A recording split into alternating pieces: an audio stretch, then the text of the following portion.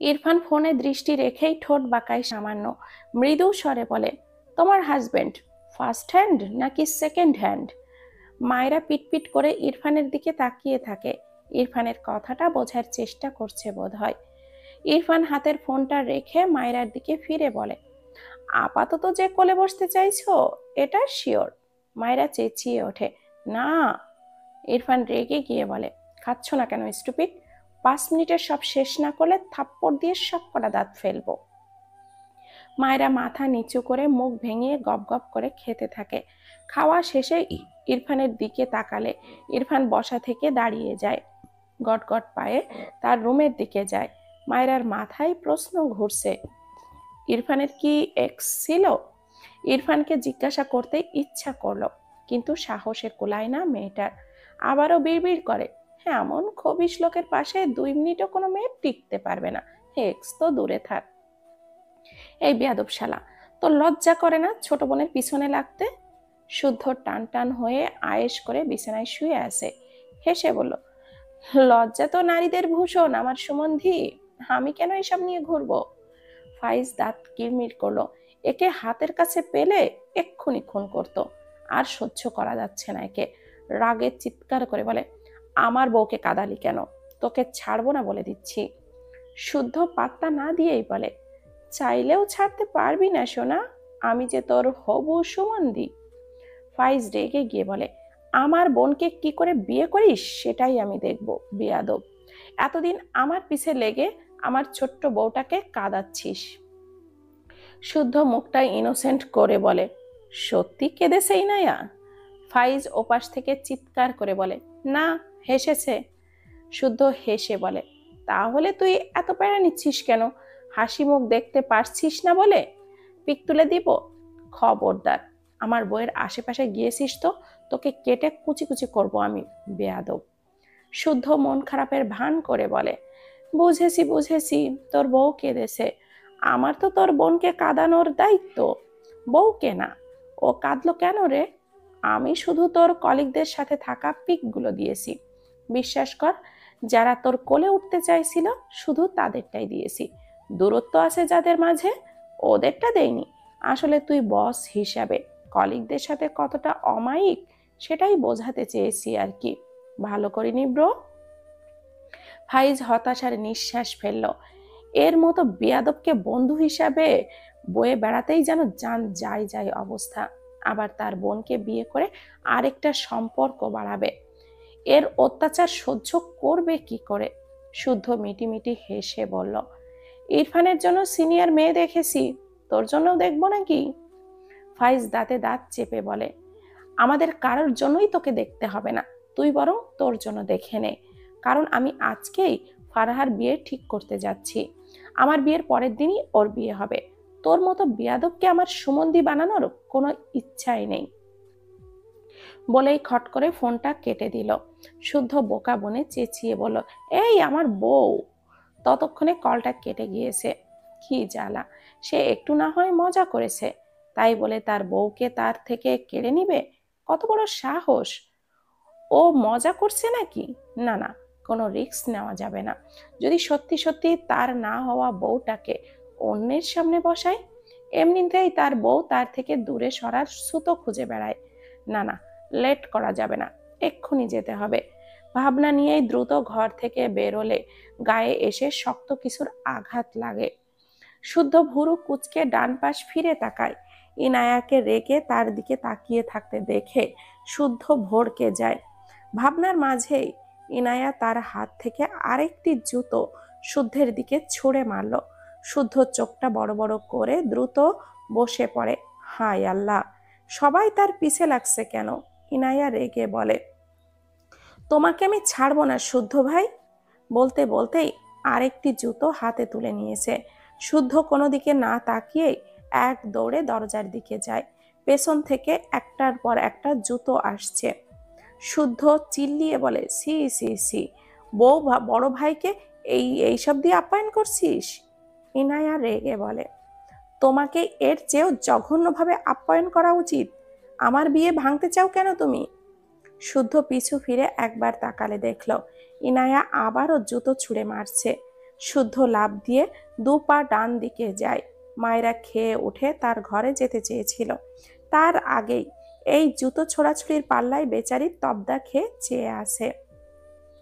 শুদ্ধ innocent face বানিয়ে মায়রাকে বলে, মায়রা, তোমার ননদিনীকে বোঝাও তো, আমি তার বড় ভাই, আমাকে উঠতে বসতে সালাম দেওয়া উচিত ওর। ইনায়া রেগে গিয়ে বলে, কোনোদিন দিব না সালাম, দরকার পড়লে রাস্তার কুকুরকে সালাম দিব, তাও তোমাকে না। মায়েরা একবার ইনায়াকে দেখছে তো আরেকবার শুদ্ধকে দেখছে। শুদ্ধ কোনো রকমে দরজা খুলে দরজার কাছে দাঁড়িয়ে বলে, কিরে, আমার জুতা কোথায়? ইনায়া 2 হাতে দুটো জুতো ছুঁড়ে মারে শুদ্ধের দিকে। শুদ্ধ চিংড়ি মাছের মতো লাফ দিয়ে কয়েক পা পিছিয়ে যায়। একটুর জন্য লাগলো না, শেষমেশ বোনের হাতের জুতোর বাড়ি। দ্রুত জুতো দুটো পরে নিয়ে বাইরে বের হয়। একটু পর শুদ্ধ বাইরে থেকে উকি দিয়ে বলে, বেয়াদব বোন, তোর খবর আমি বাংলাদেশের সব নিউজ চ্যানেলে দিব, ওপরে বড় বড় করে লিখে দিব, বেয়াদব আলী যে তার বড় ভাইকে ন্যূনতম সম্মান করে না, শালি পাপিষ্ঠ। ইনায়া রেগে বলে, তোমাকে সম্মান করলেই আমি পাপিষ্ঠ হয়ে যাব, তখন ভালো মানুষেরা কাঁদতে শুরু করবে পাপিষ্ঠকে সম্মান করার শোকে। শুদ্ধ চোখ বড় বড় করে, কত বড় বেয়াদব বোন, তাকে অপমান করছে। দাঁত কিরমির করে বলল, ফাইজের ভেতর কিন্তু তোর ভাইয়ের মতো থাপ্পড়ের মেশিন সেট করব, আমার পিছে লাগিস? ইনায়া চেঁচিয়ে বলে ওঠে, আর আমি তোমার বইয়ের ভেতর ঝালের ড্রাম সেট করব, যেন তুমি তাকে টাচ করলেই ঝালের শক লাগে। শুদ্ধ ইনোসেন্ট ফেস বানায়, তার না হওয়া বউ তো এমনিতেই কারেন্ট মরিজ, আরো হলে তাকে মঙ্গল গ্রহে যাওয়া থেকে কেউ আটকাতে পারবে না।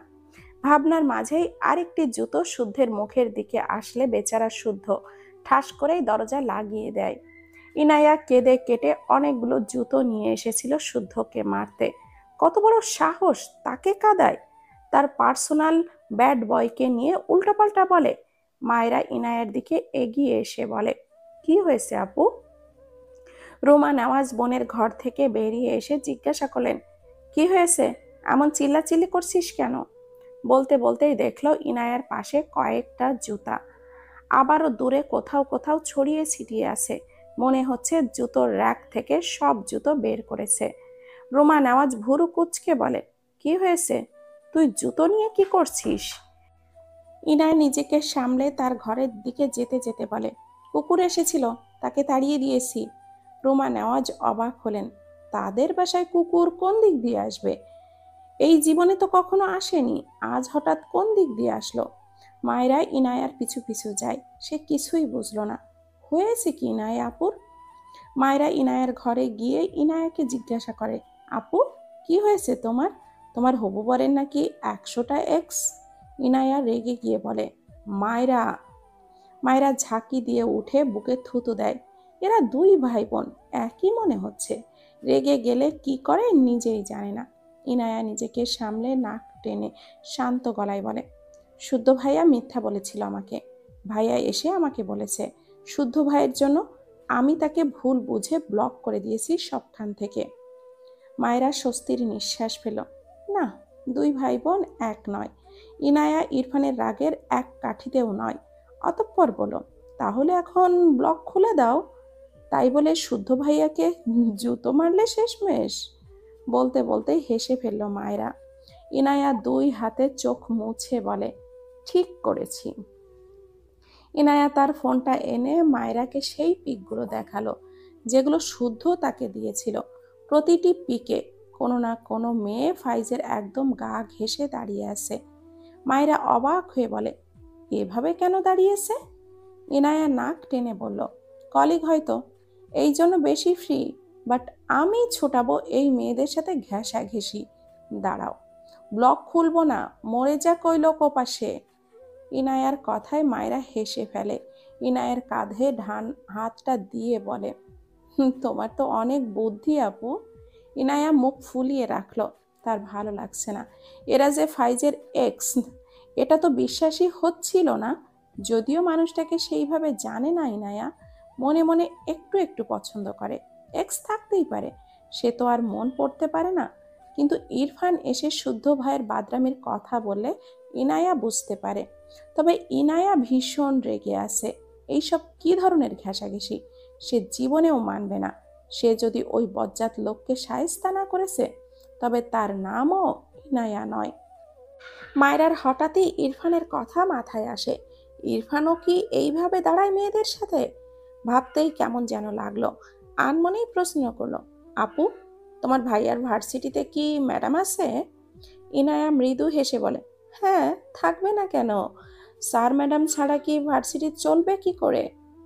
মায়েরা বোকা বনে যায়। কথা তো সত্য। নিজেই নিজের মাথায় চাটি বসায় নিজের বোকা বোকা প্রশ্নে।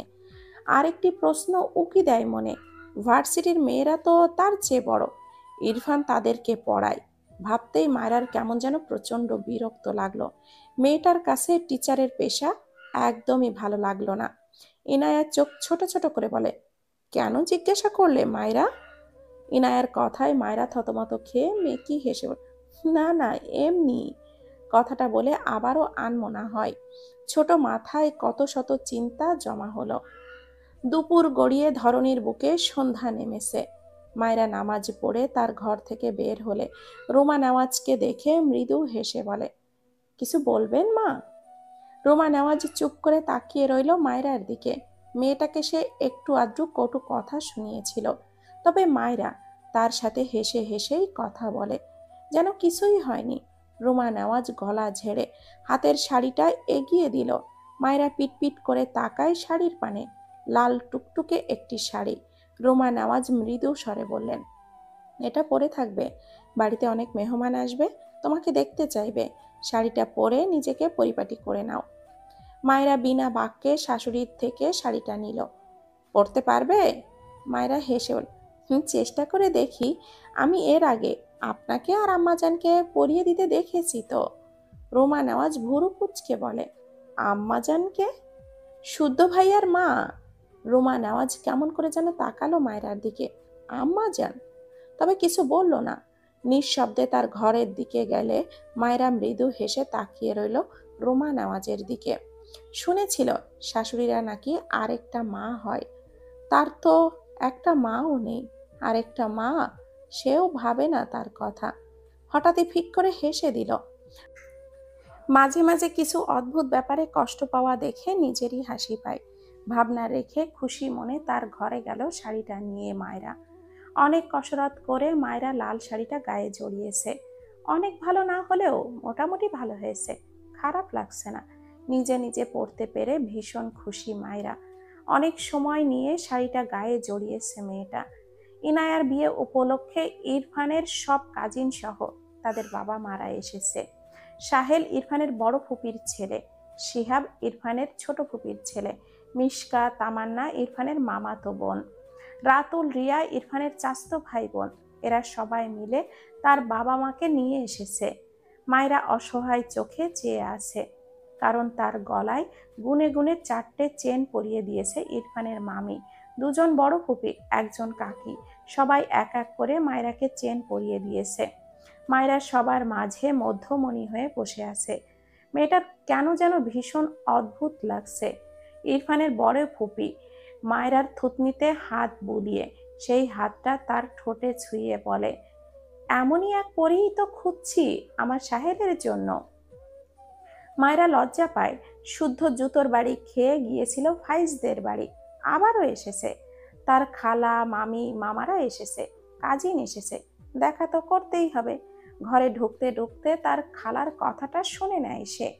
এগিয়ে এসে বলে, খালামণি, তোমার সাথে আমার ভীষণ ইম্পর্টেন্ট কথা আছে। শুদ্ধর কথায় সবার মনোযোগ শুদ্ধের দিকে যায়। মায়রাকে নিয়ে ইরফানের মামিরা বসেছে মূলত মায়রার ঘরে। শুদ্ধ উকি দিয়ে ভেতরের ফাঁক ফোকর দিয়েই এসেছে। ইরফানের ফুপি শুদ্ধকে দেখে বলে, আমার বাবা এতক্ষণ পর কই থেকে আসলি? শুদ্ধ হেসে তার খালাকে এক হাতে জড়িয়ে নেয়। ফিসফিস করে বলে, শোনো, সাহেলের জন্য মায়রাকে নিতে পারো, ইরফান তো মানে না মায়রাকে, বুঝলা? শুদ্ধর কথা সবাই না শুনলেও তার বড় খালা আর মায়রা শুনতে পেয়েছে। শুদ্ধর কথা সবাই না শুনলেও তার বড় খালা আর মায়রা শুনতে পেয়েছে। মায়রা চোখ বড় বড় করে তাকায় শুদ্ধের দিকে। শুদ্ধর বড় খালা শুদ্ধের কানটা টেনে নিয়ে বলে, আসতে না আসতে বাদরামি শুরু করেছিস? এর মধ্যেই সাহেল ঘরে প্রবেশ করে। এগিয়ে এসে শুদ্ধের পাশে দাঁড়িয়ে মায়রার দিকে তাকায়। মায়রা ক্রিম কালারের একটি হিজাব মাথার ওপরে দিয়েছে। এত মানুষের জন্যই মূলত নিজেকে একটু আধটু ঢাকার প্রয়াস। সাহেল গলা ঝেড়ে মায়রার থেকে চোখটা সরিয়ে নেয়। তার মায়ের দিকে তাকিয়ে বলে, আম্মু, আমাকে একটা রুম দিতে বলো তো, ভীষণ টায়ার্ড আমি। শুদ্ধ সাহেলকে ধাক্কা দিয়ে ফিসফিসিয়ে বলে, তোর পাত্রী দেখেছি আমরা, আর তুই আসিস রুম নিয়ে? আরে এবার বিয়েটা করে নে। সাহেল ভুরু কুচকে বলে, মেয়ে কোথায়? শুদ্ধ মেকি হেসে বলে, আরে বলদ, ইরফান তো ওর বউকে মানে না, তাই তুই ওকে বিয়ে করবি, রাজি? সাহেল বিরক্ত চোখে তাকায় শুদ্ধের দিকে, রেগে গিয়ে বলে, এসেই আমার হাতে থাপ্পড় খেতে না চাইলে বাজে বকা অফ কর। এমনিতেই অন্য কেউ ভেবে ওর জন্য দিলে ঘন্টা বেজে গিয়েছে, পরে দেখি ইরফানের বউ। দিল তো ভেঙে চুরে শেষই, তুই আবার লবণ ছিটিয়ে তাতে একেবারে জ্বালা ধরিয়ে দিতে এসছিস। শুদ্ধ মিটি মিটি হেসে বলে, আরে তোর দিল জোড়া লাগাতেই তো এসেছি। এই ঘরে মায়রা থাকে, ইরফান ইরফানের ঘরে। এইবার বোঝ তবে কেসটা কি, বুঝলি কিছু? তাই বলছি, তুই মায়রাকে পটাতে নেমে পড়, যে কয়দিন আসিস পটিয়ে নে। সাহেল মাথার চুলকে বলে, এসব কি করে? আমার দ্বারা তো হয় না। শুদ্ধ বিরক্ত হয়ে বলে, ইরফানের পাছার সাথে পাছা ঘষা দিয়ে এসে আমার কাছে টিপস চাইছিস? যা ভাগ, নিরামিষ দলের কোনহানকার। সাহেল রেগে বলে, মুখের ভাষা ঠিক কর শালা, খবরদার আমার কোনো পাতানো বোনের দিকে নজর দিয়েছিস তো। সাহেল মায়রার দিকে তাকালো। মায়রা শুদ্ধ আর সাহেলের দিকেই তাকিয়েছিল, এরা কি ফুসুর ফুসুর করছে সেটাই বোঝার জন্য। কিন্তু সাহেলের সাথে চোখে চোখ পড়ায় বেচারি থতমত খেয়ে দ্রুত মাথা নিচু করে নিয়েছে। ইস, তাকে কি ভাবলো? সাহেল মৃদু হাসলো, এই মেয়ে তো আস্ত একটা পুতুল, একে নাকি ইরফান মানে না। বিয়ের পরপরই শুনেছিল ইরফান এক বাচ্চাকে বিয়ে করেছে, আর ইরফান তাকে মানে না। তারা সবাই এটা জানে, কিন্তু তার মায়েরা সব সময় বলে কখনো না কখনো তো মেনে নিবে। কবে মানবে তার আগে সে পটিয়ে নিলে মন্দ হয় না ভেবেই আরেকটু হাসি দীর্ঘ হয়। কিছুক্ষণ পর মিশকা, তামান্না, রিয়া মায়রার ঘরে আসে। পিছু পিছু রাতুল, শিহাবও আসে। রাতুল মায়রার দিকে হাত বাড়িয়ে বলে, হাই নতুন ভাবি। মায়রা বিব্রত বোধ করে। সাহেল রাতুলকে টেনে নিয়ে বলে, 100 হাত দূরে থাকবি। রাতুল চোখটা ছোট ছোট করে বলে, তোর কোথায় জ্বলছে রে? ধরতে চাইলাম ইরফানের বউয়ের হাত, জ্বলছে তোর? কি ভয়াবহ রোগ। শুদ্ধ রাতুলের গায়ে চাপ্পড় মেরে বলে, কারেক্ট, তুই পয়েন্ট ধরতে পেরেছিস তাই না? সাহেল রেগে তাকায় শুদ্ধের দিকে। বেয়াদব একটা। মায়রার পাশে বসা রিয়া বলে ওঠে, তোমরা এই ঘরটা ফাঁকা করো তো ভাই। কেউ কিছু বলার আগেই ইরফান দরজায় দাঁড়িয়ে গম্ভীর গলায় বলে, কি হচ্ছে এখানে? ইরফানের কথায় সবাই দরজার দিকে তাকালো। মায়রাও মাথা তুলে তাকায়। ইরফান শক্ত চোখে মায়রার দিকে চেয়ে আছে। মায়রা ঢোক গিলল। সে আবার কি করলো? ইরফান ঘরের ভেতরে প্রবেশ করলে সব ছেলেরা একসাথে বলে ওঠে, ইরফান, তোর খবর কি? মেয়েরা বলে ওঠে, কেমন আছো ইরফান ভাই? ইরফান মায়রার দিকে চেয়েই উত্তর করে, ভালো। ঘর থেকে বের হও সবাই। ইরফানের কথায় সবাই আরেকটু অবাক হয়। ইনায়া দরজার পেছনে দাঁড়িয়ে বলে, ভাইয়া সরে দাঁড়াও, ভেতরে যাব। ইরফান সরল না, বিরক্ত কণ্ঠে বলল, এই ঘর 1 সেকেন্ডের মধ্যে আমি ফাঁকা চাই। শুদ্ধ মিটিমিটি হাসছে, আর কেউ না বুঝলেও সে তো বুঝেছে। ইরফানের কথা কেউ অমান্য করল না। মন খারাপ করে সবাই বেরিয়ে গেল। সাহেল ভুরু কোঁচকাল। শুদ্ধ যে বলল এটা মায়রার ঘর, তাহলে ইরফান এখানে কি করবে? ইরফানের পাশে দাঁড়িয়ে বলে, এটা তো মায়রার ঘর, তুই এখানে কি করবি? ইরফানের সহ্য হলো না সাহেলের নাম ধরে ডাকা, আর শক্ত চোখে সাহেলের দিকে দাঁতে দাঁত চেপে বলে, সেই কৈফিয়ত। শুদ্ধ সাহেলকে টেনে ঘর থেকে বের করে নিয়ে যায়। এই দুটোর দ্বন্দ্ব লাগলে ছাড়ানো যায় না। দুটোই সমানে সমান বলা চলে। সাহেল 40% তেড়া, আর ইরফান 60%, এই আর কি। সাহেল শুদ্ধকে ধাক্কা দিয়ে বলে, কি প্রবলেম, এভাবে টেনে আনলি কেন? শুদ্ধ মেকি হেসে বলল, চল তোকে আমি বাঘমামার গল্প শোনাই। এক জঙ্গলে ছিল এক বাঘমামা, আর ছিল এক সিংহ। তারপর সাহেল বিরক্ত হয়ে বলে, তোকে আমার 5 বছরের ছোট বাচ্চা মনে হচ্ছে? শুদ্ধ হেসে সাহেলের থুতনিটা ধরে বলে, তোকে আমার সন্টু মন্টু ইন্টু মনে হচ্ছে। এই নামগুলো শুনলেই মনে হয় ছোট বাচ্চারা ভাত খাবে না বলে বায়না করেছে, আর তাদের মা তাদের জোর করে খাওয়াচ্ছে। সাহেল বিরক্ত হয়ে বড় বড় পা ফেলে এগিয়ে যায়। শুদ্ধ হাসলো। ইনায়া মন খারাপ করে বলে, ভাইয়া, একটা দিনই তো, একদিন আমরা সবাই মিলেমিশে একসাথে থাকি। ইরফান ভুরু কুঁচকে বলে, নিজেদের ঘরে যা। ইনায়া খুশি হয়ে হাত নেড়ে বলে, মায়েরা আসো দ্রুত। মায়েরা বেড থেকে নেমে দাঁড়ায়। এগোতে নিলে ইরফান মায়েরার হাতটা টেনে ধরে, শক্ত গলায় বলে, তোমাকে যেতে বলেছি আমি? মায়েরা পিটপিট করে ইরফানের দিকে তাকায়। ওপাশ থেকে ইনায়া অবাক হয়ে ভাইয়ের ব্যবহার দেখে। ইরফান ইনায়ার দিকে চেয়ে বিরক্ত কণ্ঠে বলে, যাবি এখান থেকে? হঠাৎই শুদ্ধ কোথা থেকে এসে ইরফানের সামনে তার ফোনের স্ক্রিন ধরে। ইরফান বিরক্ত মুখে চোখ সরাতে গিয়েও সরায় না। শুদ্ধ মিটিমিটি হাসছে। ইরফান রাগে শুদ্ধের ফোনটা চোখের পলকে নিয়ে আছাড় মারল। শুদ্ধ চেঁচিয়ে বলল, মামা, আমার প্রথম বউ। ইনায়া এক দৌড় দেয়। তার ভাই কোনো কারণে রেগে আছে সে বুঝেছে। এই দিকে মায়েরা বারবার ঢোক গিলছে। শুদ্ধ অসহায় চোখে তার ফোনের দিকে তাকিয়ে আছে। আজকের এই ফোনটা কিনতেই হবে। ইরফানের দিকে তাকালে দেখলো ইরফান মায়রার দিকে শক্ত চোখে চেয়ে আছে। শুদ্ধ কিছু একটা ভেবে বলে, ইরফান, ওর কোনো দোষ নেই, ওকে। আর কিছু বলার আগেই ইরফান শুদ্ধর মুখের ওপরে দরজাটা লাগিয়ে দেয়। শুদ্ধর অসহায় লাগলো। সাহেল মায়রার পাশে বসেছিল একবার, ওই রকম ইন্টেনশন না, টাচও করেনি। সে বসে মায়রার দিকে চেয়েছিল মুগ্ধ নয়নে। শুদ্ধ তো এত বড় সুযোগ হাতছাড়া করার বান্দা নয়, কিন্তু এর জন্য মায়রাকে আবার যদি এই ভরা মানুষের মাঝে মারে, কি কেলেঙ্কারিটাই না হবে ভেবেই শুদ্ধ নিজের করা কাজে কেন যেন অনুতপ্ত হলো। ভাবনা রেখে ফোনটা কুড়িয়ে নিয়ে উল্টে পাল্টে দেখতে দেখতে এগিয়ে গেল। শাড়ি পরেছ কেন? ইরফানের শক্ত কণ্ঠে মায়েরা কেঁপে ওঠে। আমতা আমতা করে বলে, মা পড়তে বলেছিল। ইরফান রেগে ধমকে বলে, পড়তে বললেই পড়বে? সেন্স নেই? খোলো এইসব, এক্ষুনি খোলো।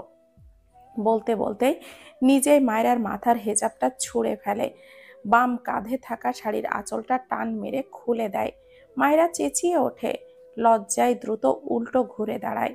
ইরফান রেগে মায়রাকে টেনে তার দিকে ফেরায়। মায়রা আঁচলটা তোলার সময় পায়নি। লজ্জায় মেয়েটা কেঁদে দিয়েছে। ইরফান কেমন করে যেন মায়রার পুরো শরীরে চোখ বোলায়। হঠাৎই কেমন অস্বাভাবিক লাগলো নিজেকে। বারবার ঢোক গিলল। ইরফানের দৃষ্টিতে মায়রার শরীর নেতিয়ে আসে। ইরফান মাথা এদিকে ওদিকে নাড়িয়ে শাড়ির আঁচল ধরে ঘোরাতে নিলে মায়রা দ্রুত এগিয়ে এসে ইরফানের সাথে সিটিয়ে গিয়ে দাঁড়ায়। দুই হাত মুখ ঢেকে ইরফানের সাথে লেগে দাঁড়িয়ে যায়। ইরফান সাথে সাথেই মায়রাকে ধাক্কা দিতে নিলে মায়রা ফুপিয়ে বলে ওঠে, প্লিজ এমন করবেন না, আমি খুলছি শাড়ি, আমি আর পরবো না শাড়ি, সরি। ইরফান ঢোক গিলল। লম্বা শ্বাস টেনে মায়রার কাঁধে হাত রেখে মায়রাকে নিজের থেকে ছাড়িয়ে দাঁড় করায়। মায়রা আবারও ইরফানের দিকে সিটিয়ে আসে। ইরফান বাধা দিল না। সে ঠোঁট বাঁকায়। দুই হাতে মায়রার গালটা ধরে ওপর দিক করে। মায়রা চোখ বোজে, চোখের পানিতে গলা ভিজে একাকার। ইরফান ঠান্ডা গলায় বলে, কাঁদছো কেন? মায়রা পিটপিট করে চোখ মেলে তাকায়। তার সামনে ইরফানকে গম্ভীর মুখে তাকিয়ে থাকতে দেখে ঢোক গিলে মেয়েটা। ইরফান তার খসখসে ডান হাত দ্বারা মায়রার মুখটা মুছে দেয়। মৃদু স্বরে বলে, আর কখনো শাড়ি পরবে না। মায়রা চোখের পাতা ফেলে ইরফানের দিকে তাকিয়ে থাকে। ইরফান মায়রাকে তার থেকে দূরে সরিয়ে দেয়। মায়রা উল্টো ঘুরে পড়ে যাওয়া আঁচল কাঁধে টেনে তোলে। ইরফান মায়রার দিকে তীক্ষ্ণ চোখে চেয়ে আসে। এগিয়ে গিয়ে উল্টো ঘুরে দাঁড়ানো মায়রার সামনে দাঁড়ায় ইরফান। মায়রা দ্রুত 2 পা পিছিয়ে যেতে চায়। ইরফান মায়রাকে টেনে ধরে। মায়রা শুকনো মুখে ইরফানের দিকে তাকায়। ইরফান মায়রার মুখ বরাবর তার মুখ নিয়ে মোহনীয় গলায় বলে, ইউনো, শাড়ি পরে তোমায় কতটা জঘন্য লাগে, আর কখনো পরবে না, আন্ডারস্ট্যান্ড? মায়রা চোখ নামিয়ে নিয়েছে। ইরফানের কথায় রাগ হওয়ারই কথা, কিন্তু তার রাগ হলো না, বরং ইরফানের ভয়েস টোনে তার শরীরে অদ্ভুত শিরশিরানি অনুভূত হয়। ইরফান মায়রার গলার নিচের তিলটার ডান হাতের বুড়ো আঙ্গুলে ছুঁয়ে দৃষ্টি সেটাই নিবদ্ধ রেখে গলা নামিয়ে বলে, you are a very little girl. Little গার্লদের জন্য শাড়ি নয়।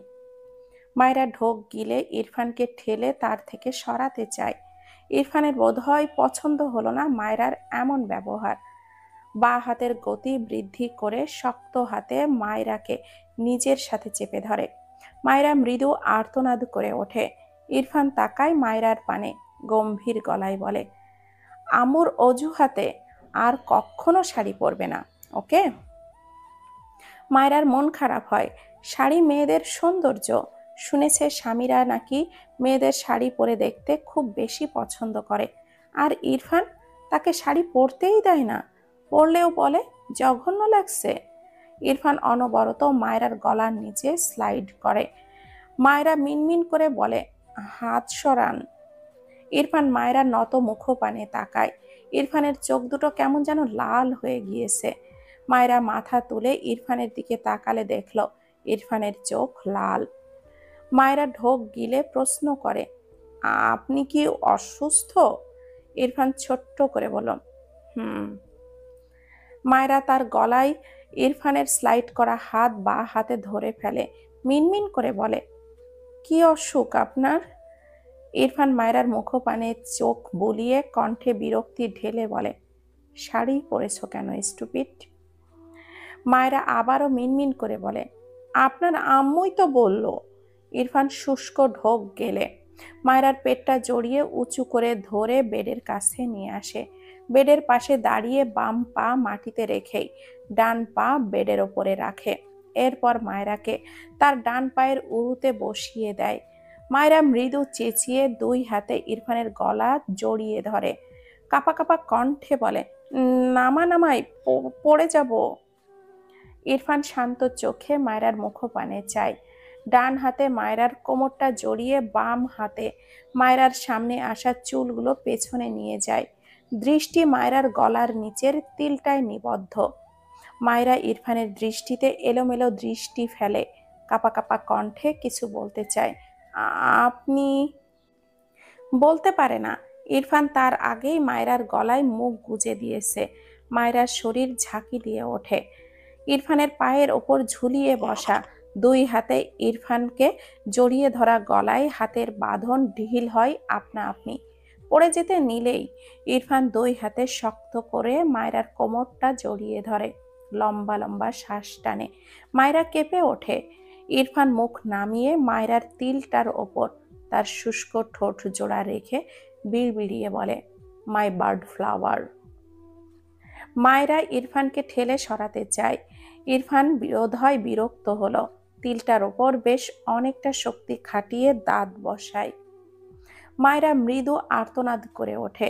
ইরফান ছেটে দেয়, তবে মুখ তোলে না। সেভাবেই বেশ কিছুক্ষণ থেকে ছোট্ট একটা শব্দহীন চুমু এঁকে দেয় ক্ষত স্থানে। মায়রা বোধহয় বুঝল হৃৎপিণ্ডটা লাফিয়ে বেরিয়ে আসবে বোধহয় মেয়েটার। ইরফান মাথা তুলে তাকায় মায়রার মুখপানে। মায়রা মাথা নিচু করে চোখ বোঝে। ইরফান গম্ভীর গলায় বলে, শাড়ি পরে আমায় অসুস্থ বানিয়ে বলো আমি অসুস্থ কিনা, স্টুপিড গার্ল। ইরফানের কথা মেয়েটার মাথার উপর দিয়ে গেল। সে শাড়ি পরলে এই লোক অসুস্থ হবে কেন? কি অদ্ভুত যুক্তিহীন কথাবার্তা। ইরফান মায়রাকে মেঝেতে দাঁড় করিয়ে দেয়। মায়রা পড়ে যেতে নিলে ইরফান আগলে নেয় মায়রাকে। ঠোঁট বাঁকায় সামান্য। বাঁ হাতে মায়রাকে নিজের সাথে আগলে ধরে ডান হাতে কামড় দেওয়া স্থান স্পর্শ করে। একটুতেই কেমন যেন লাল হয়ে গিয়েছে। ইরফান সূক্ষ্ম হাসল, মৃদু স্বরে বলে, it's a punishment for you. আর ইচ্ছে আছে শাড়ি পরার? মায়েরা ইরফানের থেকে দূরে সরে দাঁড়ায়, মাথা নিচু করে চুপ করে দাঁড়িয়ে থাকে। এলোমেলো শাড়ি পরিহিত মায়েরাকে দেখে ইরফান বারবার ঢোক গেলে কপালে 2 আঙ্গুলের সাহায্যে স্লাইড করে বিরক্তিকর নিঃশ্বাস ফেলে। অতঃপর মায়েরার পানে চেয়ে গম্ভীর গলায় বলে, শাড়ি তুমি খুলবে নাকি আমি? মায়েরা মাথা নিচু করে মিনমিন করে বলে, আপনি যান। ইরফান মায়েরার দিকে এগিয়ে এসে গম্ভীর স্বরে বলে, নো, আই থিঙ্ক তুমি আমার দেওয়া পানিশমেন্ট লাইক করেছো, তাই এখনো দাঁড়িয়ে আসো, ঠিক আছে? Am I right? কথাটা বলেই মায়েরার দিকে আরেকটু এগিয়ে গেলে মায়েরা 2 হাতে ইরফানের পেটে রেখে ঠেলে দেয়। মিনমিন করে বলে ওঠে, খুলছি তো শাড়ি, আপনি যান প্লিজ। ইরফান গম্ভীর গলায় বলে, নো। মায়েরা বুঝলো এই লোক যাবে না, তাকে ওয়াশরুমেই যেতে হবে। কি আর করার, ভাবনার মাঝেই ইরফান গম্ভীর গলায় বলে, 5 মিনিটস টাইম, ফার্স্ট চেঞ্জ করো। কথাটা বলে বেলকুনিতে চলে যায়। মায়েরা স্বস্তির নিঃশ্বাস ফেলে, দৌড়ে গিয়ে বেলকুনির দরজাটা আটকে দেয় এই পাশ থেকে। এরপর দরজা ঘেঁষে দাঁড়িয়ে থম মেরে কিছুক্ষণ দাঁড়িয়ে রইল। ডান হাতে ইরফানের কামড় দেওয়া স্থানে হাত দিলে ব্যথা পায়, কেঁপে ওঠে কেমন। ঢোক গিলে নিজেকে শান্ত করে। একটা কালো জামা বের করে ফটাফট শাড়িটা পাল্টে জামাটা পরে নেয় মায়েরা। এর মাঝে খুক খুক করে বেশ কয়েকবার কাশলো। ওপাশ থেকে ইরফান রেগে বলে, স্টুপিড, ওপেন দ্য ডোর। মায়েরা ঢোক গেলে ওড়না ছাড়াই দৌড়ে দরজাটা খুলতে গিয়ে আবারও পিছিয়ে আসে। ওড়না খুঁজতে থাকে, বাট খুঁজে পায় না। মুখটা অসহায় হয়ে আসে। ওপাশে ইরফান বিরক্ত হয়। মায়েরা উপায় না পেয়েই শাড়ি গায়ের ওপরে জড়িয়ে দ্রুত দরজা খুলে দেয়। ইরফান রেগে বলে, হোয়াটস ইয়োর প্রবলেম স্টুপিড? মায়েরা 2 পা পিছিয়ে আমতা আমতা করে বলে, সরি। ইরফান দেখলো মায়েরা নিজের গায়ে শাড়ি পেঁচিয়ে রেখেছে, বিরক্ত হলো। একে শাড়ি খুলতে বলল, আবারও সেই শাড়ি পেঁচিয়ে রেখেছে। ইরফান মায়েরার কাজ ঘেঁষে দাঁড়িয়ে শাড়ি নিয়ে টান দিতে নিলে মায়েরা উকি করে। ইরফান ভুরু কুঁচকে তাকায়। মায়েরা অনবরত কাশতে থাকে। ইরফান হতভম্ব হয়ে যায়। মায়েরার গাল দুটো 2 হাতে ধরে মায়েরার মুখপানে তাকালে দেখল কাশতে কাশতে মেয়েটার চোখ মুখ কেমন যেন লাল হয়ে গিয়েছে। ইরফান বিচলিত কণ্ঠে বলে, কি প্রবলেম হচ্ছে তোমার? মায়েরা ঠেলে ইরফানকে সরিয়ে দিতে চায়। কোনো রকমে হাঁসফাঁস করতে করতে বলে, আপনি সিগারেট খেয়েছেন? আমার বমি আসছে, ওয়াক। ইরফানের মনে পড়লো মায়েরার অ্যাজমার প্রবলেমের কথা। অনুতপ্ত স্বরে বলল, সরি লিটিল গার্ল। মায়েরা ইরফানের কথা শুনলই না। তার বমি আসছে। এই লোক মনে হয় সিগারেট গায়ে মাখিয়ে নিয়ে এসেছে। হঠাৎই হাঁসফাঁস করতে করতেই রেগে বলে, সরবেন আপনি? দেখছেন না আমার বমি পাচ্ছে? এইসব ছাইপাশ খেয়ে ঘেঁষাঘেঁষি করছেন কেন? উফ। ইরফান ভুরু কোঁচকাল। অ্যাজমা থাকলে নিঃশ্বাস নিতে কষ্ট হয়, এই মেয়ের বমি পাচ্ছে কেন? মায়েরার চেঁচানোর রেগে বলল, স্টুপিড লিটিল গার্ল, আমায় রাগ দেখালে থাপ্পড় দিয়ে সব কটা দাঁত ফেলবো তোমার। মায়েরা আবারও উকি করতে নিলেই ইরফান মুহূর্তে নরম গলায় বলে, সরি সরি, কোথায় কষ্ট হচ্ছে তোমার? মায়েরা চোখ তুলে তাকায় ইরফানের দিকে। ইরফানকে ঠেলে। এই লোকের গা ভর্তি সিগারেটের গন্ধ। ইরফান কিছু একটা ভেবে নিজেই মায়েরার থেকে খানিকটা দূরে সরে গিয়ে কোটটা খুলে ছুঁড়ে ফেলল। এরপর দ্রুত হাত চালিয়ে শার্টের বোতামটা খুলে শার্টটা ছুঁড়ে মারল। এরপর মায়েরার গালটা ধরে মৃদু স্বরে বলল, এখনো প্রবলেম হচ্ছে? মায়েরার নাড়ি ভুঁড়ি সব উল্টে আসছে। কি জঘন্য গন্ধ। ইরফানকে ধাক্কা দিলে ইরফান মায়েরাকে টেনে ধরে। চিন্তিত কণ্ঠে বলে, কি প্রবলেম হচ্ছে তোমার? Tell me stupid. মায়েরা মুখ চেপে কাশে। কোনো রকমে বলে, ছাড়ুন, আমার বমি আসছে, বাথরুমে যাব আমি। ইরফান দ্রুত মায়েরাকে কোলে তুলে ওয়াশরুমে নিয়ে গিয়ে বেসিনের সামনে দাঁড় করিয়ে দেয়। মায়েরা কয়েক সেকেন্ডের মাঝেই গলগল করে বমি করে দেয়। পিছু দাঁড়িয়ে ইরফান দেখলো মায়রা বমি করছে। ভীষণ চিন্তিত হয়েছে ছেলেটা। মায়রাকে আলগে ধরলে মায়রা স্যাত করে ওঠে, কিন্তু শরীর দুর্বলের জন্য নিজেকে ছাড়াতে পারলো না। মায়রার কান্না পাচ্ছে, এমন উকি আসলে কি অসহ্য লাগে। ইরফান ডান হাত বাড়িয়ে মায়রার মুখটা মুছে দেয়। মায়রার ঘাড় বাঁকিয়ে দুর্বল কণ্ঠে বলে, কি করছেন? ইরফান কিছুই বলল না। ট্যাপ ছেড়ে নিজের হাতটা ধুয়ে মায়রার মুখে পানি দিয়ে দেয়। মায়রা ইরফানকে আটকে নিজেই বেসিংয়ে ভালোভাবে মুখ ধুয়ে নিল। এখন একটু ভালো লাগছে। ও কি করলে বেশি খারাপ লাগে। ইরফানকে ঠেলে সরাতে চায় নিজের থেকে। ইরফান বিরক্ত হয়ে বলে, কি প্রবলেম? রাগিও না আমায়। মায়রা বিরক্ত হয়ে বলে, আমি ব্রাশ করব, সরুন। ইরফান ভুরু কুঁচকে বলে, নো। ইরফানের মুখ থেকে আবারও সিগারেটের গন্ধে মায়রা দুই হাতে তার মুখটা চেপে ধরে। ইরফান ভুরু কোঁচকালো। নিজের ওপরেই বিরক্ত লাগলো, এই বাচ্চার ওপরও বিরক্ত লাগলো। সে কি এমন খেয়েছে? মানুষ বিষ খেয়েও এমন করে না, এই স্টুপিড সিগারেটের গন্ধে যেমনটা করছে। বেসিংয়ের ওপর চোখ বুলিয়ে মাউথওয়াশ খুঁজলো, না পেয়ে বিরক্ত হয়ে বলে, মাউথওয়াশ নেই তোমার? মায়রা তার মুখটা চেপে বোকা চোখে ইরফানের দিকে চেয়ে থাকে। ইরফান বিরক্ত হয়ে মায়রাকে ছেড়ে মায়রার ছোট্ট ব্রাশটা তুলে নেয় হাতে। মায়রা ভুরু কুচকে চেয়ে আসে। ইরফান মায়রার ব্রাশে পেস্ট লাগিয়ে নিজের মুখে নিলে মায়রা চেঁচিয়ে ওঠে, আল্লাহ, এটা তো আমার ব্রাশ। কথাটা বলে ইরফানের হাত ধরে টানলে ইরফান মায়রাকে বাঁ হাতে চেপে ধরে দ্রুত মুখ থেকে গন্ধ বের করার জন্য কোনো রকমে একটু ব্রাশ করে মুখ ধুয়ে নেয়। মায়রা চোখ বড় বড় করে চেয়ে আসে। ইরফান মুখ ধুয়ে মায়রার দিকে তাকালে মায়রার দৃষ্টি দেখে বলে, হোয়াট? মায়রা অবুঝ গলায় বলে, ওটা আমার ব্রাশ ছিল, সো হোয়াট? মায়রা কি বলবে বুঝতে পারছে না। ইরফান মায়রাকে এভাবে তাকিয়ে থাকতে দেখে ঠান্ডা গলায় বলে, সিগারেটের স্মেল সহ্য করতে শেখো। মায়রা মুখ কুঁচকে বলে, পারবো না, ইয়াক। ইরফান মায়রার দিকে শান্ত চোখে তাকায়। মায়রা ঢোক গেলে সে সিগারেটের গন্ধ সহ্য করতে পারে না বলে এটাও তার দোষ হয়ে গেল। ইরফান মায়রার ভেজা ঠোঁট জোড়ায় দৃষ্টি নিবদ্ধ করে মৃদু স্বরে বলে, ইটস ওকে, মাউথওয়াশ করে নিব। মায়রা বোকা চোখে ইরফানের দিকে চেয়ে থাকে। ইরফানের মুখ তার মুখের দিকে এগিয়ে আসতে দেখে মায়রা দ্রুত দুই হাতে তার মুখটা চেপে ধরে। ইরফান বিরক্তিকর চোখে মায়রার দিকে তাকালো। বিরক্তিকর নিঃশ্বাস ফেলে ধমকে বলে, সারা জীবন স্টুপিডই থাকবে।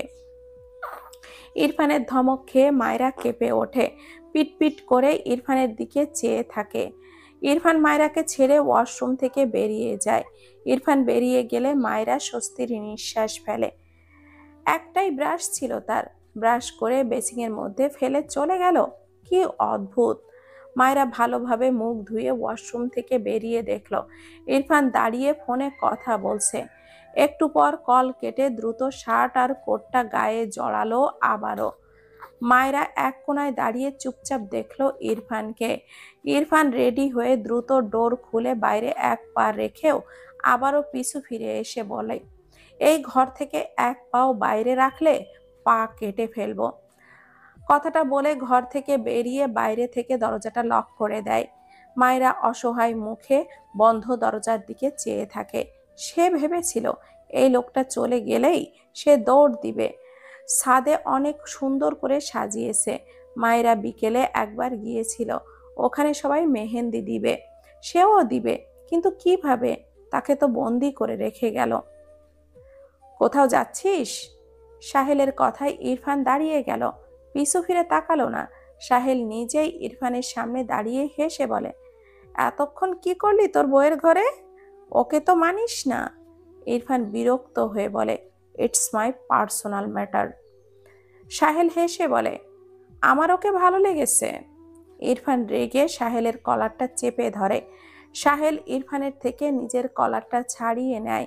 ময়লা ঝাড়ার মতো কয়েকবার ঝেড়ে বলে, কি যেন নাম? ও হ্যাঁ, মায়রা। How cute!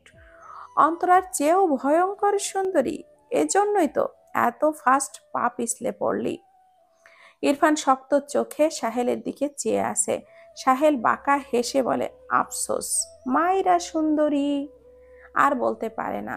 ইরফান ডান হাতটা মুষ্টিবদ্ধ করে জোরে সোরে একটা ঘুষি মেরে দেয় সাহেলের নাক বরাবর। সাহেল কয়েক পা পিছিয়ে যায়। ইরফানের দিকে তেড়ে আসলে শুদ্ধ দৌড়ে এসে সাহেলকে টেনে ধরে। সাহেল রেগে শুদ্ধকে ধাক্কা দিয়ে বলে, আমাকে আটকাস কেন? ওকে আটকাতে পারিস না? শুদ্ধ ইরফানের দিকে তাকায় একবার, আবারও সাহেলের দিকে তাকায়। চিন্তিত কণ্ঠে বলে, মারামারি করছিস কেন তোরা? সাহেল ডান পাশে থুতু ফেলে ইরফানের দিকে চেয়ে বলে, মায়রাকে আমার লাগবে। শুদ্ধ ভুরু কুচকে তাকালো। ইরফান আবারও তেড়ে আসতে নিলে শুদ্ধ ইরফানকে জাপটে ধরে বলে, রাগাচ্ছে তোকে, থাম থাম, মারামারি করিস না। ইরফান রাগান্বিত স্বরে বলে, জাস্ট আর একবার আমার ওয়াইফের নাম উচ্চারণ করলে ওর জবান কেটে কুকুরকে খাওয়াবো। কথাটা বলে শুদ্ধকে ধাক্কা দিয়ে গটগট পায়ে বাড়ির ভেতরে চলে যায়। বাইরে আর বের হলো না। শুদ্ধ স্বস্তির নিঃশ্বাস ফেলে সাহেলের পাশে দাঁড়িয়ে বলে, রাগাচ্ছিস ভালো কথা, মারামারিতে গেলি কেন? সাহেল রেগে গিয়ে বলে, আমি ওকে রাগাইনি, যা বলেছি কাট কাট বলেছি। আমার মায়রাকে চাই মানে চাই। শুদ্ধ কেমন করে যেন তাকালো সাহেলের দিকে, অবাক হয়ে বলে, তুই তো ভালোবাসিস। সাহেল নির্দ্বিধায় বলে, মায়রাকে দেখে ওকে আর ভালো লাগছে না, ইটস সিম্পল। শুদ্ধ কি বলবে খুঁজে পেল না। এভাবে ভালোবাসা যায়? কই, সে তো ফারহাকে প্রায় 4 বছর আগে থেকে ভালোবেসে আসছে। কখনো তো মনে হয়নি অন্য কেউ ফারহার থেকে বেশি সুন্দর। বরং ফারহাকে ভিন্ন সময়ে বিভিন্নভাবে সুন্দরভাবে আবিষ্কার করেছে। শুদ্ধর ভাবনার মাঝেই সাহেল বাঁকা হেসে বলে, ইরফানের স্বভাব আমার জিনিসে ভাগ বসানো। এই বাড়ি এসে মায়রাকে আমি পছন্দ করলাম, এখন শুনছি এটা নাকি ওর বউ। সে যাই হোক, ইরফান মন থেকে মেনেছে মায়রাকে, এর জন্যই এখন ওই মেয়েকে আমার চাই, ব্যাস। শুদ্ধ অবাক হয়ে বলে, ইরফানের সাথে পারবি না, ফালতু ঝামেলা করিস না। আমি ফান করেছি খুব ভালো করে, সেটা তুই জানিস। সাহেল গা টানা দিয়ে বলে, বাট আমি ফান করিনি, আর না তো করছি। শুদ্ধ রেগে গিয়ে বলে, তুই ইচ্ছে করে ঝামেলা করতে চাইছিস। সাহেল হেসে বলে, ইরফানের সাথে তোর বন্ধুত্বের সম্পর্ক, আমার নয়। আমার সাথে নিজেকে গুলিয়ে ফেলছিস কেন? শুদ্ধ রেগে সাহেলকে ধাক্কা দিয়ে বলে, তোর প্রবলেম কি রে? ভাইয়ের বইয়ের দিকে নজর দেওয়া এসব কি ধরনের স্বভাব? সাহেল শুদ্ধের চেয়েও জোরে ধাক্কা দেয় শুদ্ধকে, অতঃপর শক্ত গলায় বলে, ও যখন আমার ভালোবাসার দিকে নজর দিয়েছিল তখন তোর এইসব নীতি কথা কোথায় গিয়েছিল? শুদ্ধ বিরক্ত হয়, মেজাজ খারাপ হচ্ছে তার। বিরক্ত হয়ে বাড়ির ভেতর যেতে যেতে বলে, ভালোবাসা কি সেটাই তো বুঝিস না? ভালো মানুষ হ আগে, তাহলে অন্যকে দোষারোপ করার স্বভাবটা যাবে। সাহেল ডোন্ট কেয়ার ভাব নিয়ে দাঁড়িয়ে রইল। ইরফান মায়রার ঘরের দরজাটা খুলে ভেতরে গিয়ে ঠাস করে দরজাটা লাগিয়ে দেয়। মায়রা বেডের উপরে বসেছিল মন খারাপ করে। ইরফানকে দেখে দ্রুত বেড থেকে নেমে দাঁড়ায়। ইরফান চোখটা শক্ত করে তাকিয়ে আছে মায়রার দিকে। সাহেলের সামনে শাড়ি পরেছিল ভাবতেই রাগ মাথা চাড়া দিয়ে উঠেছে। মায়রা ঢোক গেলে, ভালো মানুষ বের হয়ে গেল তো? এত রেগে ফিরল কেন? মায়রা ভীত স্বরে বলে, আপনার কি হয়ে?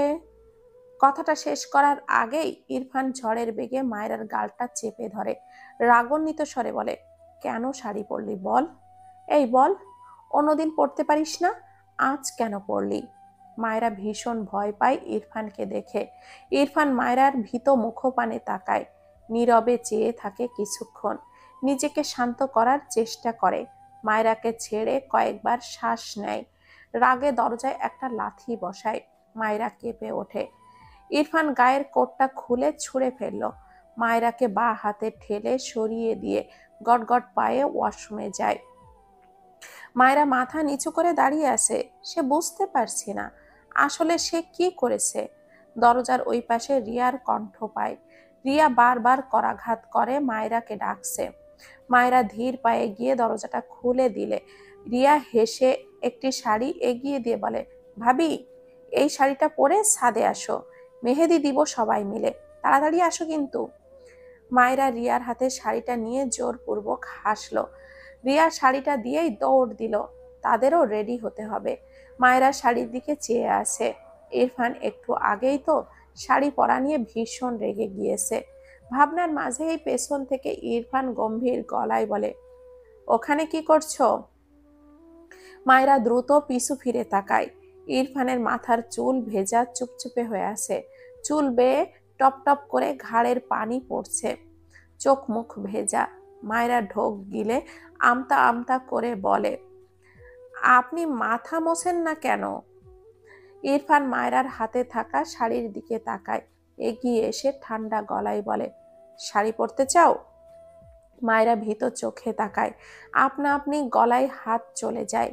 ঢোক গিলে দ্রুত মাথা দুই দিকে নাড়িয়ে বলে, না না, চাই না। ইরফান ঠোঁট বাঁকিয়ে বলে, গুড গার্ল। মায়রা জিভ দিয়ে ঠোঁটটা ভিজিয়ে বলে, আমি ছাদে যেতে চাই। ইরফান রেগে তাকায়। মায়রা ঢোক গিলে মিনমিন করে বলে, ছাদে সবাই মেহেদি দিবে, আমি যেতে চাই প্লিজ। ইরফান গম্ভীর গলায় বলে, নো। মায়রার কান্না পায়, হাতের শাড়িটার দিকে তাকালো। এই সব এইরকম ভাবে শাড়ি পরবে বলেই দিয়ে গিয়েছে রিয়া আপু। মায়রা জানে সে তো পরবে না শাড়ি, তবুও লোকটা তাকে ছাদেও যেতে দিবে না ভেবেই কান্না পায়। এভাবে বন্দি করে রাখছে কেন? সে একটু হাসলেও এই লোকের সহ্য হয় না। ভেজা চোখে চেয়ে বলে, আমি ইনায়া আপুদের কাছে যেতে চাই, হাতে মেহেদি দিতে চাই। ইরফান ধমকে বলে, এক কথা বারবার বললে থাপ্পড় দিয়ে সবকটা দাঁত ফেলবো, স্টুপিড। মায়েরা ছলছল দৃষ্টিতে তাকায় ইরফানের পানে। হাতের শাড়ি ছুঁড়ে ফেলে বেডের ওপর, পা তুলে হাঁটুতে মাথা গুজে বসে পড়ে। ইরফান ভুরু কুচকে চেয়ে আসে মায়রার দিকে, নিচে পড়ে থাকা শাড়ির দিকে তাকালো। তাকে কি এই পুচকি রাগ দেখালো? ভেবেই তার রাগ হলো, কিছু বলতে গিয়ে থেমে যায়। মায়রার ফোপানো আওয়াজ পেয়ে একটু দমল। কিছু একটা ভেবে মায়রার পাশে দাঁড়িয়ে তার ফোনটা এগিয়ে দিয়ে বলে, তুমি চাইলে গেম খেলতে পারো। মায়রা মাথা তুলে তাকায়। এইটুকু সময়েই কেঁদেছে অনেক। ইরফানের বাড়িয়ে রাখা ফোনের দিকে চেয়ে রেগে বলে, আমাকে আপনার 5 বছরের বাচ্চা মনে হয়? কথাটা বলে ইরফানের ফোনটা নিয়ে ছুঁড়ে ফেলে। ইরফান হতভম্ব, অবাক হয়ে মেঝেতে পড়ে থাকা তার ফোনের দিকে তাকায়। মায়েরা নিজেও ঢোক গেলে, কি করে ফেললো এটা? আজ তাকে যে কে বাঁচাতে আসবে ভেবেই গলা শুকিয়ে কাঠ হয়ে গেল। মায়েরা ঢোক গিলে কান্না মাখা চোখে ইরফানের দিকে তাকায়। ইরফান শক্ত চোখে মায়রার দিকে চেয়ে আসে। মেয়েটার মুখ জুড়ে ভীতি জমা হয়েছে। ইরফান মায়রার মুখ অয়েবে দৃষ্টি বোলায়। মায়রা মেঝেতে পড়ে থাকা ফোনের দিকে তাকায়। ফোনের কোনো একটা পার্ট খুলে যায়নি। মায়রা ইরফানের পাশ থেকে কেটে ধীর পায়ে মেঝেতে থেকে ফোনটা তুলে নেয় হাতে। ইরফান চুপচাপ দেখছে মায়রার কাণ্ড কারখানা। মায়রা ভয়ে ভয়ে ইরফানের সামনে এসে দাঁড়ায়, কাপা কাপা হাতে ফোনটা বাড়িয়ে দিয়ে কাপা কণ্ঠে বলে, সরি।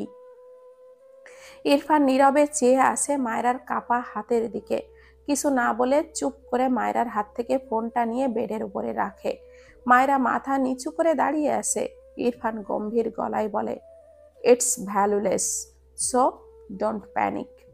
মায়রা কিছুই বলে না। ইরফান আবারও বলে, ভয় পাও? আবার তাকেই রাগ দেখাও, ইন্টারেস্টিং। মায়রা উসখুস করে। ইরফান ঠোঁট বাঁকিয়ে বলে, ঘুমাও। মায়রা মাথা তুলে তাকায়, মিনমিন করে বলে, একবার ছাদে যাই প্লিজ। ইরফান হঠাৎই মায়রাকে সপাটে নিয়ে বিছানায় শুয়ে পড়ে। মায়রা চোখ বড় বড় করে তাকায়, ছটফট করে বলে, কি করছেন? ছাড়ুন আমায়। ইরফান দুই হাতে মায়রাকে তার সাথে চেপে ধরে, তার দুই পায়ের মাঝে মায়রার দুই পা রেখে মায়রার গলায় মুখ গুজে দেয়। মায়রা কেঁপে ওঠে। ইরফানের ভেজা মাথা থেকে টুপ টুপ করে পানি গড়িয়ে পড়ে। মায়রা বলতে গেলে ইরফান নিচে পড়ে আসে। ইরফান মৃদু স্বরে বলে, ইউ নো আজ সারাদিন ভীষণ ছোটাছুটি করেছি। I need to sleep, don't disturb me. মায়েরা ঢোক গিলে চোখ বুজে নেয়। ইরফান দীর্ঘশ্বাস টানে। মায়েরার শরীর শিরশির করে ওঠে। জিভ দিয়ে ঠোঁটটা ভিজিয়ে চুপ করে চোখ বুঝল। মজার ব্যাপার, ঘুমানোর কথা ইরফানের, ঘুমিয়েছে মায়েরা। ভারী নিঃশ্বাস ইরফানের গলায় গিয়ে ধাক্কা খায়। ইরফান মায়েরাকে ছেড়ে দেয়। মায়েরার মুখ চোখ তার মাথার পানি দিয়ে ছিটে ফোটা ডান হাতে মুছে দিল। কিছু একটা ভেবে ঠোঁট বাঁকিয়ে মৃদু হাসে। গলার নিচে কামড়ের জায়গাটা চেক করে হাসিটা দীর্ঘ হয়। বিড়বিড় করে, my bird flower, but you are a very stupid girl, I don't like you. কথাটা বলে মুখ নামিয়ে গলার নিচে তিলের উপরে শব্দ করে একটা চুমু আঁকে। এরপর মায়রাকে ছেড়ে উঠে দাঁড়ায়। বেডের ওপর থেকে তার ফোনটা নিয়ে অন করে দেখলো গ্লাস ফেটেছে। ইরফান আর চোখে মায়রার দিকে তাকায়, গম্ভীর মুখে মায়রার দিকে চেয়ে থাকে কিছু সময়। এরপর গায়ে শার্টটা জড়িয়ে মায়রাকে কোলে তুলে নেয়। তারপর নির্দ্বিধায় ঘর থেকে বেরিয়ে আসে। ড্রয়িং রুমে সবাই বসে গল্প করছিল। ইরফানের কোলে মায়রাকে দেখে সবাই অবাক হয়ে তাকিয়ে রইল। সবাই কথা হারিয়ে চুপ হয়ে রইল।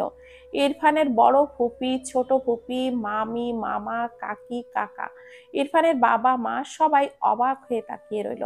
শুধুমাত্র ইরফানের খালা ঝাপসা চোখে চেয়ে রইল। তার মেয়েটা যে ভালো নেই। রোমা নেওয়াজ এগিয়ে এসে বলেন, মায়রাকে কোথায় নিয়ে যাচ্ছ? ইরফান সিঁড়ি দিয়ে উঠতে উঠতে বলে, আমার ঘরে। তারেক নেওয়াজ মৃদু হেসে বলে, কয়দিনের জন্য? ইরফান মায়রার ঘুমন্ত মুখপানে চেয়ে ঠোঁট বাঁকিয়ে সূক্ষ্ম হেসে বলল, লাইফ টাইম। ইরফানের কথায় সবাই হেসে ফেলল। ইরফান পাত্তা দিল না। দ্রুত পায়ে সিঁড়ির ধাপগুলো পেরিয়ে তার ঘরের দিকে এগোয়। ছাদ থেকে সাহেল নেমে আসে। ইরফানের কোলে মায়রাকে দেখে ভুরু কুঁচকে বলে, ওকে কোথায় নিয়ে যাচ্ছিস? ইরফান কোনো উত্তর করল না। তার ঘরে গিয়ে ঠাস করে দরজাটা লাগিয়ে দিল। সাহেল বিরক্ত চোখে ইরফানের ঘরের দিকে চেয়ে রইল। ইরফান মায়রাকে তার বেডে শুয়ে উঠতে নেয়। মায়রা ঘুমের ঘোরে ইরফানের গলাটা জড়িয়ে ধরে। কি যেন বিড়বিড় করে। ইরফান বোঝার চেষ্টা করলো, বুঝতেও পারলো খবিশ লোক, আমার পছন্দ করে না। ইরফান ভুরু কুঁচকে মায়রার দিকে চেয়ে সেও মায়রার পাশে শুয়ে পড়ল। মায়রাকে টেনে নিল তার দিকে। অতঃপর গম্ভীর গলায় বলে, you are right, I don't like you stupid girl. কিছুক্ষণ পর পকেট থেকে ফোনটা বের করে শুদ্ধকে কল করে, মেহেদি ডিজাইনারকে পাঠা। ওপাশ থেকে শুদ্ধ হেসে বলে, কোন রুমে? ইরফান ভুরু কুঁচকে বলে, আমার রুমে। তুই মেহেদি পরবি? সি সি সি, অনেক জঘন্য লাগবে, বিশ্বাস কর। ইরফান বিরক্ত হয়। শুদ্ধ আবারও হেসে বলে, পাঠালাম না তাহলে, তোকে মেহেদি দিলে ভালো লাগবে না। ইরফান রেগে বলে, একটা মেয়েকে পাঠা ফার্স্ট, বলেই কলটা কেটে দেয়। কিছুক্ষণ পর দরজায় কেউ নক করলে ইরফান গিয়ে দরজাটা খুলে দেয়। অপরিচিত একটা মেয়েকে দেখে সাইড দিলে মেয়েটি ভেতরে আসলে ইরফান দরজা লাগিয়ে দেয়। মেয়েটি এই টক সাইডে দাঁড়িয়ে জিজ্ঞাসা করে, স্যার, কাকে মেহেদি দিতে হবে? ইরফান ভুরু কুঁচকে বলে, বেডে শুয়ে আছে। মেয়েটি এগিয়ে গিয়ে দেখলো মায়রা ঘুমিয়ে। একটু ঝুঁকে মায়রাকে ডাকতে নিলে ইরফান শক্ত গলায় বলে, স্টপ। মেয়েটি ইরফানের দিকে তাকিয়ে অবাক হয়ে বলে, আপনি যে বললেন ওনাকে মেহেদি দিয়ে দিতে, উনি তো ঘুমাচ্ছে। ইরফান বিরক্তিকর কণ্ঠে বলে ওঠে, সো হোয়াট, এভাবেই দিয়ে দিতে হবে। মেয়েটি মাথা নেড়ে বলল, ওকে স্যার। এরপর মেয়েটি মায়রার পাশে বসে মেহেদি দেওয়া স্টার্ট করে। ইরফান একটা চেয়ার টেনে বসে তীক্ষ্ণ চোখে মায়রার হাতের দিকে চেয়ে রইল। মায়রা ঘুমের মাঝে নড়ে চড়ে মাথা নাড়ায়। মেয়েটা বিরক্ত হয় ভীষণ। এভাবে মেহেদি দেওয়া যায়? অর্ধেকও হয়নি, অথচ এই সময়ে পুরো 2 হাত ভরে মেহেদি দেওয়া হয়ে যেত। কিছু বলতেও পারছে না। একবার বলেছিল ডাক দেওয়ার কথা, এই ছেলে তাকে ধমকে চুপ করিয়ে রেখেছে। মেয়েটা কপাল চাপড়ায়, এ কোথায় এসে ফেঁসে গেল আল্লাহ। ইরফান মেয়েটাকে থেমে যেতে দেখে বলে, হোয়াট হ্যাপেন্ড? মেয়েটা থতমত খেয়ে বলে, জি ভাইয়া, এই তো দিচ্ছি। বিড়বিড় করে, ভাইরে ভাই, সিসি ক্যামেরা বসে আছে, কেমনে দেই? মায়রার মুখের দিকে তাকালো। মেয়েটা খুব সুন্দর, কিন্তু কোন দেশের রানী সেটাই জানতে ইচ্ছে করলো মেয়েটার। উফ, ভীষণ বিরক্ত সে এইভাবে মেহেদি দিতে দিতে। এক পর্যায়ে এক হাতের মেহেদি দেওয়া কমপ্লিট করে মেয়েটা স্বস্তির নিঃশ্বাস ফেলে। আরেকটা হাতে দিয়ে দিতে হবে ভেবেই মেয়েটার হাত পা ছড়িয়ে শুয়ে পড়তে ইচ্ছে করলো। ইরফান বসা থেকে দাঁড়িয়ে গম্ভীর গলায় বলে, ইউ ক্যান নাও গো। মেয়েটা আকাশের চাঁদ হাতে পাওয়ার মতো মনে মনে নেচে ওঠে। এই জীবনে মেহেদি দিতে দিতে এত বিরক্ত কখনোই লাগেনি, কারণ কখনো কোনো ঘুমন্ত নারীকে দিয়ে দিতে হয়নি। দ্রুত বেড থেকে নেমে মেয়েটা বেরিয়ে যেতে নিলে ইরফান গম্ভীর স্বরে বলে, আমার একটা মেহেদি লাগবে। মেয়েটা পিছু ফিরে ইরফানের দিকে তাকায়। মায়েরাকে দিয়ে দেওয়া হাতের মেহেদিটাই ইরফানের হাতের দিকে বাড়িয়ে দিলে ইরফান নিঃশব্দে মেহেদিটা নিয়ে নেয় মেয়েটার থেকে। মেয়েটি বেরিয়ে গেলে ইরফান দরজা আটকে মায়েরার পাশে বসে। এরপর মায়েরার ডান হাত তীক্ষ্ণ চোখে পরখ করে, হাতে মেহেদি তুলে নেয়। খুব মনোযোগ সহকারে মায়েরার ডান হাতে মেহেদি দেওয়া স্টার্ট করে। কিছুক্ষণ পর মায়েরা ঘুমের মাঝে ইরফানের দিকে হেলে বা হাত তুলে ঠাস করে একদম ইরফানের বুকে ফেলে। ইরফান ভুরু কুঁচকে তাকালো। হাতের মেহেদি রেখে মায়রার হাত তার বুক থেকে সরালো। মায়রার হাতটা চেক করে দেখলো হালকা ছড়িয়ে গিয়েছে। মাথা নিচু করে তার বুকে তাকালো। ফর্সা বুকের মাঝ বরাবর অনেকটাই মেহেদি লেগে গিয়েছে। ইরফান মায়রার বাম হাতটা ধরে বসে থাকলো। শুকিয়ে গেলে ডান হাতে দিয়ে দেয়। এভাবে হাতের উল্টো পিঠেও দিয়ে দেয়, বাম হাতের উল্টো পিঠেও দিয়ে দেয়। পরের দিন মায়রা ঘুম থেকে উঠে সর্বপ্রথম অবাক হয়েছে ইরফানের ঘরে নিজেকে আবিষ্কার করে। এরপর 2 হাত ভর্তি মেহেদি দেখে মেয়েটা আরো বেশি অবাক হয়। ইরফানকে খুঁজে পায় না। ইনায়াকে জিজ্ঞাসা করলে বলে, মেহেদি ডিজাইনার এক আপু এসে আমার হাতে দিয়ে গিয়েছিল, কিন্তু মায়েরার 3 পাশে একই রকম, আর বাম হাতের তলায় অন্য রকম লাগে মেহেদি দেওয়ার ধরন। এর জন্যই একজনই যদি দিল, তাহলে এমন তফাৎ কেন হবে? যদিও সবগুলোই খুব সুন্দর হয়েছে। মায়েরা ভীষণ খুশি, ভেবেছিল মেহেদি দিতে পারবে না, কিন্তু লোকটা অতটাও খারাপ না, ভালোই। কিন্তু তার ঘর থেকে এই ঘরে কেন এনেছে তাকে? খুঁজেও পায় না লোকটাকে। বিকাল গড়িয়ে সন্ধ্যা নেমেছে। মায়েরা আজ সারাদিন মোটামুটি এনায়েদের সাথেই ছিল, একদম শান্তিতে ছিল। ইরফানকে একবারের জন্যেও দেখেনি, থাকলে নিশ্চয় তাকে আবারও বন্দি করে রাখতো। মায়েরা জামা পরে ইনায়ের ঘরে যাচ্ছিল, তখন ইরফানের ছোট ফুপি মায়েরার সামনে এসে দাঁড়ায়। মিষ্টি হেসে বলে, আম্মু, তুমি শাড়ি পরনি যে? মায়েরা ঢোক গিলল। শাড়ি পরলে ইরফান যদি হঠাৎ চলে আসে আর তার সাথে উল্টোপাল্টা শুরু করে দেয়? মৃদু হেসে বলল, ফুপি, জামাতেই ভালো লাগছে। পাশ থেকে ইরফানের কাকি দাঁড়িয়ে বলে, এটা কেমন কথা? এমনিতেই বিয়ের পর মেয়েরা শাড়ি পরে, আর এই মেয়ে তো দেখি শুধু জামাই পরে থাকে। এখন একটা অনুষ্ঠানে সবাই শাড়ি পরেছে, তবুও পরছে না। ইরফানের ছোট ফুপি তার ভাইয়ের বউকে চুপ করিয়ে দিয়ে বলে, তুমি শাড়ি পরতে পারো না? মায়েরা ইরফানের কাকির কথায় মাথা নিচু করেছিল। ফুপির কথায় মাথা তুলে বলে, জি পারি। তাহলে শাড়ি পরে এসো, যাও। মায়েরা উপায় না পেয়ে সম্মতি জানিয়ে তার ঘরে গিয়ে হলুদ শাড়ি পরে নেয়। এরপর ঘর থেকে বেরিয়ে ইনায়ের ঘরে না গিয়ে একেবারে ছাদে যায়। ছাদেই সবাই আসে। মায়েরার মনটা ফুরফুরে লাগছে, সবার মতো একই রকম শাড়ি পরতে পেরেছে ভেবে। ছাদে গিয়ে দেখলো ইনায়াকে স্টেজের মাঝখানে বসিয়ে চারপাশে তার কাজিনরা ঘিরে রেখেছে। মায়েরা স্বভাব সুলভ এক দৌড়ে গিয়ে ডাকে, ইনায়া আপু। ইনায়া হেসে হাত বাড়িয়ে বলে, এই মায়েরা, তুমি আমার থেকে দূরে দূরে থাকছো কেন? আজ ঘুমানোর আগ পর্যন্ত আমার পাশ থেকে নড়াচড়া করলে খবর আছে তোমার। রিয়া হেসে বলে, ভাবি, তোমার জামাই আজ শাড়ি পরতে দিল? মায়েরা আমতা আমতা করে বলে, সে নেই। মিশকা মায়েরাকে পাশ থেকে জড়িয়ে ধরে বলো, পুতুলের মতো বউ তো, তাই আমাদের নিরামিষ ভাই তার বউকে লুকিয়ে রাখতে চায়। তামান্না বলে ওঠে, আসলে আমাদের নিরামিষ ভাইয়ের মাঝে তো আমিষ নেই, আর মেয়েরা কি আর নিরামিষ বরকে চায়? তাই ভাইয়া ভয় পায় কোনো আমিষ মানুষ যদি তার পুতুলের মতো বউকে নিয়ে ভেগে যায়। তামান্নার কথায় সবাই জোরে হাসলো। ইনায়া বলে ওঠে, আপু তোমরা সবাই চুপ করো, আমার বোনকে আর লজ্জা দিও না তো। মায়েরা অসহায় মুখ করে ইনায়ের দিকেই চেয়ে রইল। রিয়া মায়েরার অপর পাশে দাঁড়িয়ে বলে, তোমার হিজাব পরাটা অনেক সুন্দর হয় ভাবি, কালকে আমাকে তুমি হিজাব বেঁধে দিবা, ওকে? মায়েরা মৃদু হেসে বলে, আচ্ছা আপু। মিশকা মায়েরার হাতটা উল্টে পাল্টে দেখে বলে, তোমার দুই হাতে দুই রকম করে মেহেদি দেওয়া কেন? তুমি ঘরে বসে একা একা দিয়েছিলে নাকি? মায়েরা মিনমিন করে বলে, আমি তো ঘুমিয়েছিলাম, জানি না, তাছাড়া আমি মেহেদি দিতে পারি না। তামান্না বলে ওঠে, আরে ইরফান ভাইয়ের তো আর্টের হাত ভালো, ভাই দিয়ে দিয়েছে হয়তো। সবাই মাথা নাড়ালো, হতে পারে। মায়েরা অবাক হয়ে তার হাতের দিকে চেয়ে থাকে। ওই লোক দিয়ে দিয়েছে, কিভাবে সম্ভব?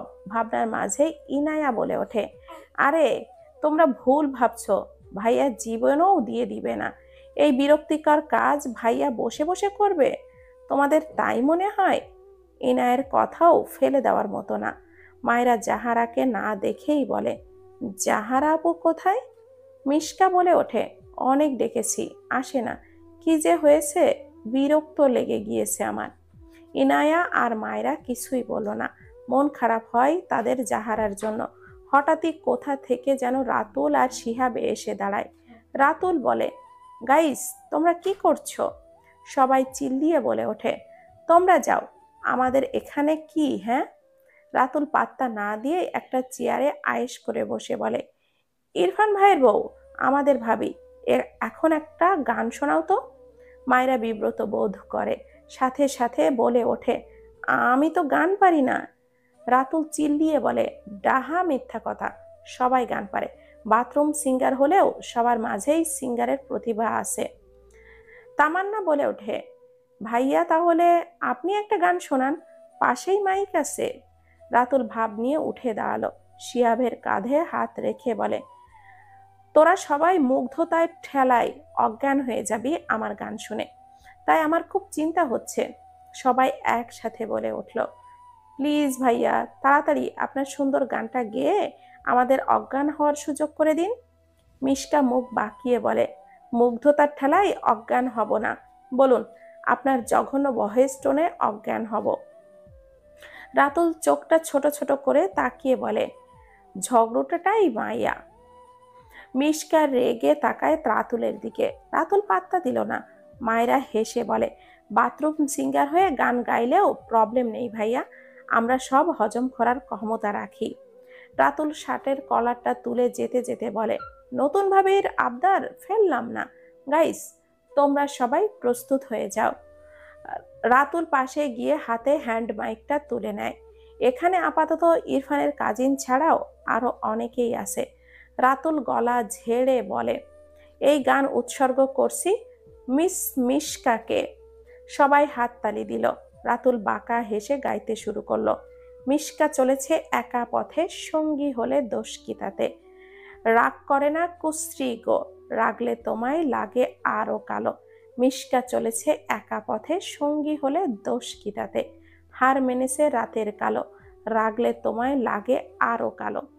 রাতুলের গান শুনে সবাই হাসতে হাসতে একে অপরের গায়ে ঢলে পড়ছে। রাতুল নিজেও মুখের সামনে থেকে মাইকটা সরিয়ে হেসে ফেলেছে।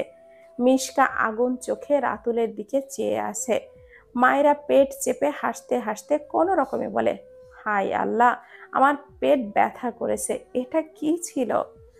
সবারই একই অবস্থা। মিশকা চিৎকার করে ওঠে, সবাই থামো। মিশকার চিৎকারে সবাই একটু দমল। মিশকা ধোপাধাপ পা ফেলে নিচে নামতে গেলে মায়েরা দৌড়ে এসে মিশকাকে ধরে ফেলে। কোনো রকমে হাসি থামিয়ে বলে, আপু তুমি চলে গেলে ভালো লাগবে না, প্লিজ যেও না।